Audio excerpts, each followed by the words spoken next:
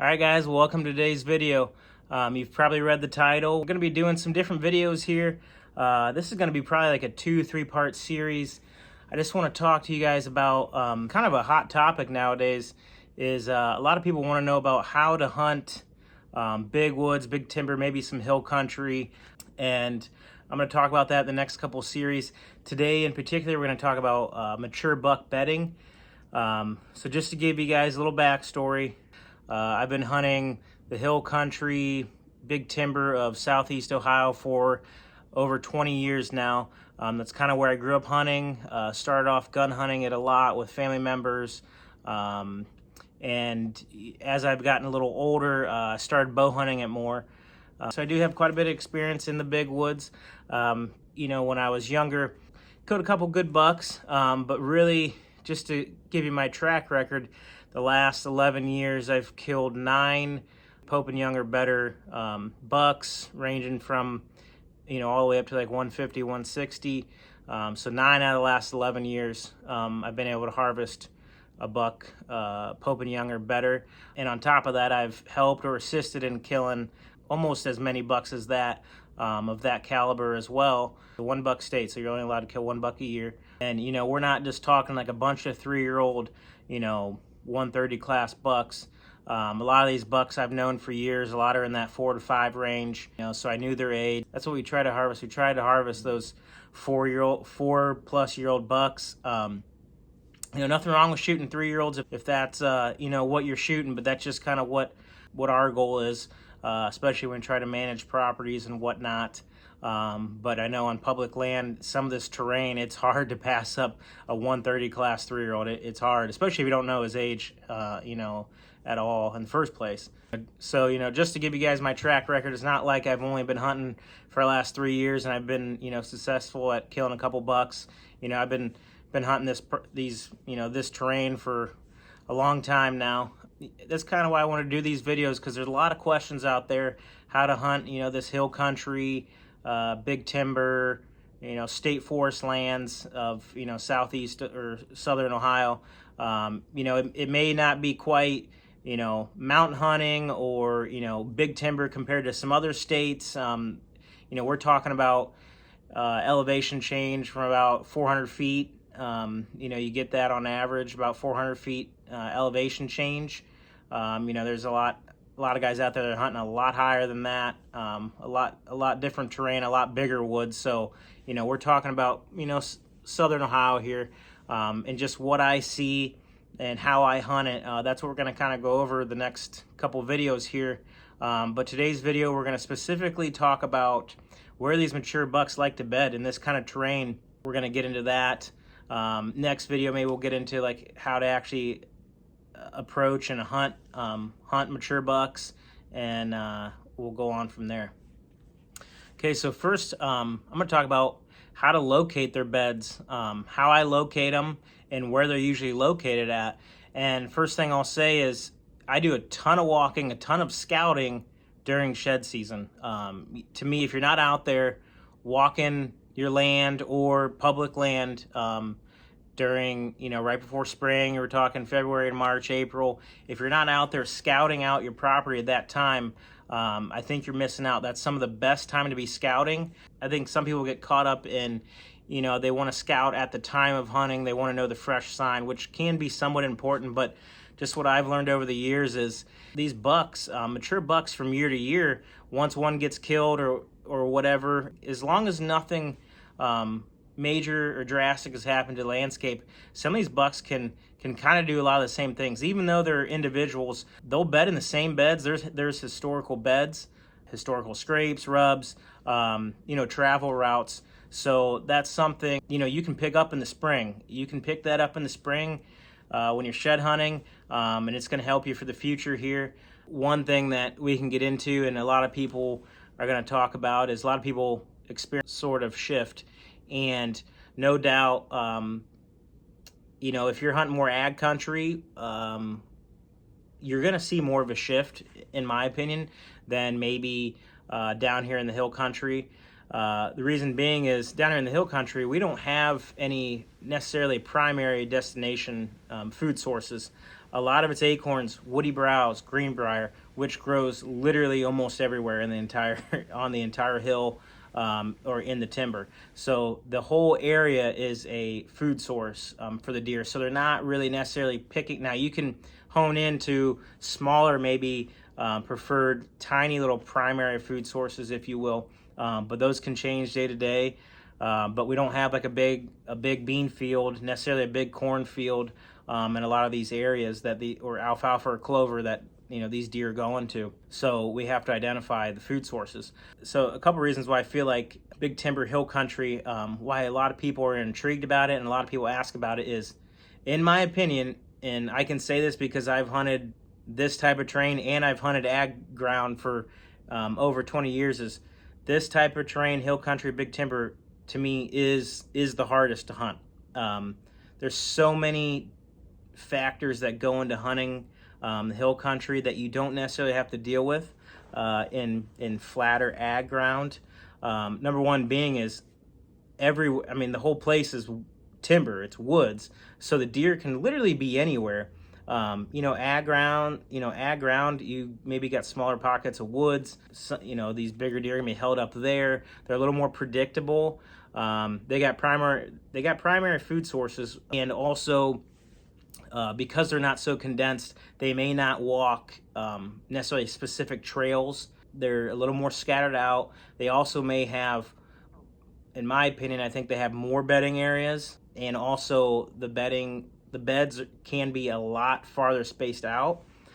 So that makes it even harder. But to me, the two most challenging reasons why I think this type of terrain, this type of hunting is more difficult is, it's more rugged. So physically it's harder to hunt. It's harder to get to your spots. But then also the wind is killer. The wind, your scent, the way your scent moves, it's killer. You got to know your thermals, you have to know your wind speeds, and you have to know your wind directions. And a lot of times what's a forecasted wind direction is not the way it's actually going to blow when you're at your hunting location. So learning how to play the wind, play your thermals are detrimental to hunting this style and in this type of terrain and habitat. That's something with ag ground, when it's a little flatter, you can get a little more consistent winds, but in this hill country, big timber, you don't get a lot of consistent winds. It can change, and it's also can be blowing somewhere that you have no idea where it's actually blowing, which we'll get into that in maybe some future videos on the best ways to go about learning how your wind is going to be in these hills. So what I'll first talk about is how I locate and where I locate these mature buck beds. So basically what I'm looking at is, let's say you have a big giant ridge system that runs east and west, and then you have kind of these finger ridges that run jet maybe to the south and maybe north, but mostly I'm looking at those south jetting finger ridges to where they come out to a point. And what I'm really noticing is these big mature bucks, definitely bedding on the upper 1/3, but a lot of times it's primarily, at least for me, it's on that top bench or tier or level, whatever you want to call it, or flat. So it's basically on a flat, but it's like a little bench, and it's the first one off the top of that hill. That's usually the one that I'm finding these mature bucks bed on, and specifically on the east or southeast facing side of that point. To me, those are the beds that you can literally find a big buck in all year round. Okay, so mind you, these mature bucks throughout the course of the season, they can bed on your north-facing hillsides, your west-facing hillsides, but just what I notice is the most consistent beds are going to be more of your east, southeast-facing hillsides. Like I said, that top tier. And we're going to kind of go into why that is, why a lot of us think that is. Down in the area that we're hunting, your prevailing winds are usually coming out of the west, southwest, south. Those are your prevailing winds. You do get a lot of norths as well, but your prevailing winds tend to be out of the west, southwest. I'm a big believer in these mature bucks like to bed on the leeward side of a hill, which we'll talk about a leeward side of a hill. So you have your hill and your prevailing wind, let's say it's coming from the west or the southwest. That wind is, going right into the side of that western facing slope. And on top, that wind just kind of carries right over top, but it'll hit that first tier a lot of times and it'll blow out over the next valley or next ravine. And how they like to bed is these big mature bucks, from what I've seen, they like to bed on a bench, and they like to bed on the outer side of that bench, almost to the point where they're almost falling off the bench and almost tumbling down the hill. They like to bed right on the edge to the point where they can actually look down and they can see a long ways. And like I said, with this type of terrain, you're talking 400-foot elevation change. Now, maybe compared to some places like Kentucky or PA, where your next hillside is half mile away.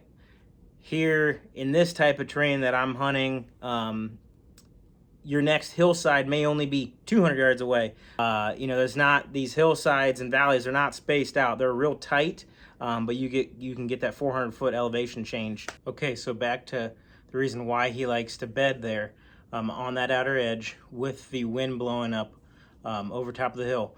And as I said, he can see down a long ways. A lot of times, sometimes he'll be actually out in the open. He won't necessarily be in thick stuff. Sometimes he will be in thick stuff. But I believe in this type of terrain, a lot of times they like to use the topography more to their advantage than, let's say, ag country, where, sometimes they just bury themselves in the thick stuff to where nobody can see in and he can't really see out, and he's just going to use his other senses as an advantage. Here, I feel like they can use their eyes more as an advantage because they can see farther. So he's got a good visual advantage down if anybody's coming up or anything's coming up. Also, a lot of times he'll be able to look, down the bench or behind him down the bench. But so where's his blind spot? His blind spot is the top of the hill. That top of the hill may only be 50 yards, 30 yards sometimes, or maybe longer, maybe within bow range. But he can't see a lot of times what's coming up over the hill. So that's where he uses the wind to his advantage by laying on the leeward side of a hill. That wind just kind of carries right up over, and he can get the wind from up top because he can't see up top. So that's kind of how he protects his blind side a lot of times. And so locating, that's what I'm looking for. I'm looking for that type of setup. Doesn't always mean, they're going to be bedded there or there's going to be beds there. In this type of terrain, these big mature bucks can have so many different beds. They can be spread out, far and wide sometimes, because I feel like these deer like to travel a lot. But I feel like these are like the consistent spots. These are spots that I'm finding a lot of sheds. If I'm looking for a mature buck, man, it's like 90% of the time, if I'm going to find his sheds in a bed, it's going to be in a bed set up just like this. So that, to another point, these type of beds are an all-season type of bed. As I said, not much of a shift because food is food there. They can get their food just about anywhere. There's usually no cut ag fields that they're traveling in the wintertime, but this is where I think even late season they like to bed a lot, because you think about it, your southeast facing slopes, that's the hillside that's getting the most sun, and it's going to be getting it first thing in the morning after a cold night. That sun's going to be coming up and beating down on that southeast hillside. So this is an all season long really bedding location. So these are the places that I'm looking for. Obviously they can bed anywhere, but specifically this is the most consistent bedding spot locations that I find. So how I'm locating them, obviously I'm shed hunting, looking for sheds. The easiest way to find out if a big buck is laying in a bed is to walk up on a bed and find a shed in it. So, that's the easiest way in this terrain. So I'm looking for these areas, but also, I'm walking, I'm looking for beds, obviously out on the outer edge of the benches. But what I'm looking for is, pretty much the common things. I'm looking for big tracks, but I'm also looking for big beds, but there is a misconception out there. Sometimes you'll get does or other deer, they'll bed down in a spot, but they may not bed there just like that for hours. They'll stand up, turn, shift a little bit, lay back down, so they can create a bigger bed than what it actually looks like for the size of the deer that's actually laying in the bed. They can adjust and make that bed look bigger. So I don't just go with the size of the bed a lot unless it's like in the snow or something where you can see the deer hasn't moved and it's a big body. But also what I really like to find is I like to find those beds that are kind of scooped out.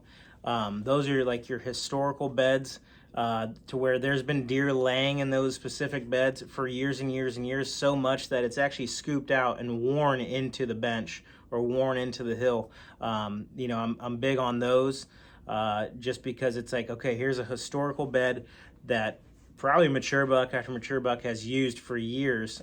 Just you can tell it's been there for a long time. Obviously, I'm looking for hair in the bed, but other than that, once I find a bed, I kind of just step back and I look and I just think, like, does he have enough cover? Is he close to food? Does it make sense that a big buck would even be bedded here? Also, is this a bed that is like a during the day bed, or is this just a bed that he would maybe randomly, it's so close to a food source that he would just randomly bed there in the middle of the night after eating? Is this the type of bed that I'm actually looking for, that's going to be beneficial to actually hunting him? That's what I'm looking for. Maybe scrapes, rubs. All deer are different. Some deer rub more, some deer scrape more. So that, I'm not just looking for that, but if there's, in some big rubs or a scrape within proximity, obviously, that's a good sign too. But a lot of it to help me locate also is, trail cameras. I don't put trail cameras on beds, but I'm putting them maybe on a travel route, and all it takes is for me to get a couple pictures of a buck, and let's say like 4 o'clock, maybe he's heading somewhere in the evening, and I just kind of try to backtrack him whatever direction he came from. Okay, he must have been bedded back that way. So then that's when during shed season I'll actually go and look in that direction, and I'll look and try to backtrack him to his bed, just by looking at beds. Just a quick story, the buck this year, if you've watched my shed videos this year, buck this year, basically exactly like I said, I was getting pictures of him coming just one direction a couple times throughout the season. So I said, well, let me backtrack and down to this point and see if I can find his bedding location. Sure enough, after a little bit of walking, I find this big bed next to a big oak, right on the edge of the bench, like I say. And of course, it's a east facing, southeast facing hillside, first tier from the top. And I go and I'm like, this is probably one of his main beds. And I look down over the hill. I actually find his shed had tumbled down the hill. That's how close he was laying to the edge of the bench. His shed actually tumbled down the hill. I pick it up here to find it's actually his last year's shed, not even this year's shed.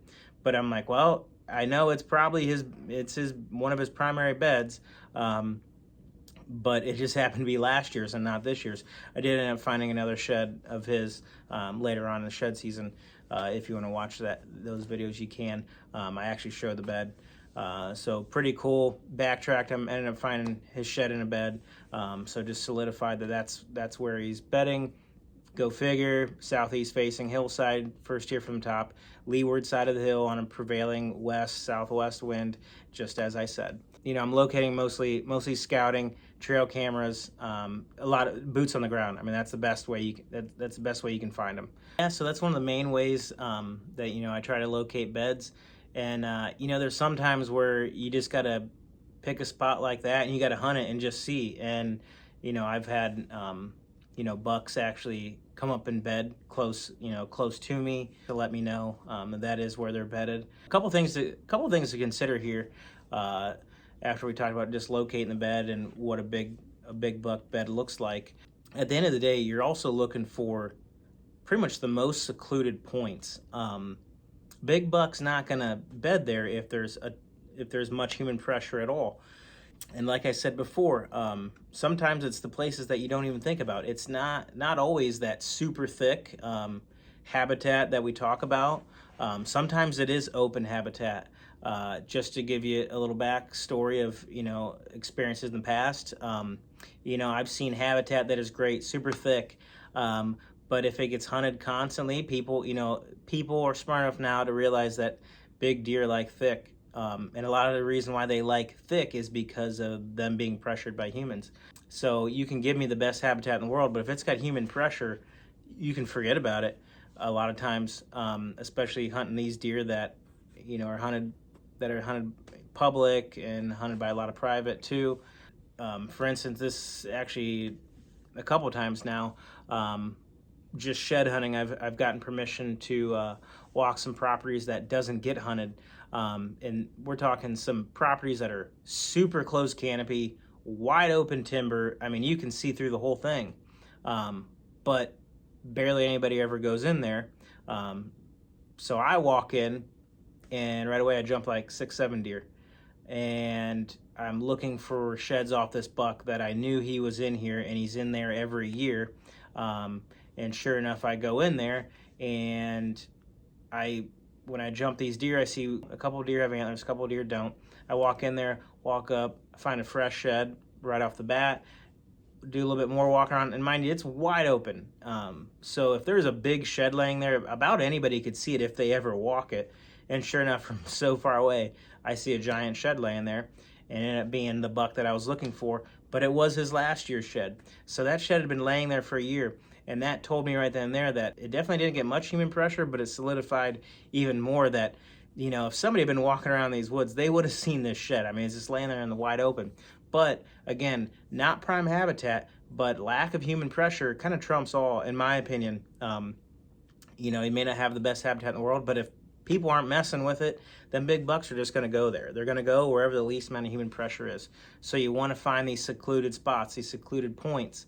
If you can find that, you're going to be in good shape. I don't care what's there habitat-wise.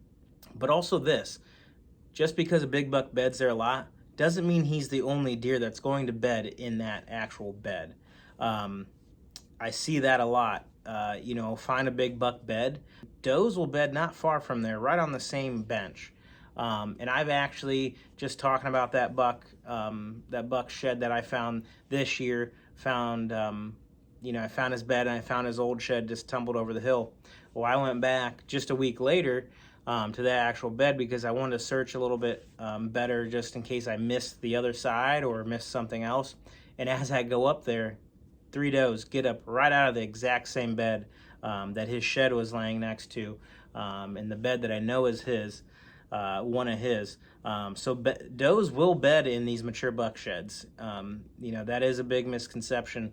And I know probably maybe some other bucks will bed in them, but I would believe that when he comes in to bed at his spot, those deer are going to get out of the way and let him bed there. Also kind of made this video, if you're new to hunting the hill country, southeast Ohio, timber area, if you're new to hunting this, maybe you're out of state and you're hunting public, maybe you might be able to pick up something from this as far as what to look for when it comes to where these mature bucks like to bed, because it is tricky. It is hard to learn. But all right, guys, I think that's probably about all I'm going to get into as far as where these mature bucks like to bed, how I locate them. I think that's going to do it for this video. Like I said, I'm going to break this up into a series. Maybe another one will talk about how to approach at hunting, maybe these beds or where I'm setting up. I don't set up on beds a lot, but how I'd go about approaching hunting these deer and knowing where they're bedding at. I may get into a couple different things, but let me know what you thought about the video. If you agree, disagree, that's fine. Maybe you got something to add to it, where some of these bucks bed in locations similar to this.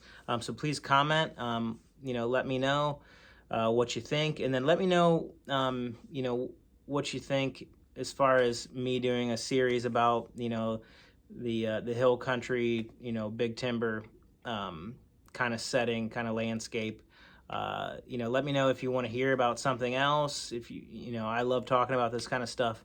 So, if you want to pick my brain, I'll pick yours, in the comments section. So, I love talking about this kind of stuff. So, all right, guys, I think that's going to do it for this little episode here. And we'll talk to you guys soon. And, good luck out there working on your food plots, putting out minerals, everything. I'm doing that as well. So, all right, guys, we'll talk to you here soon.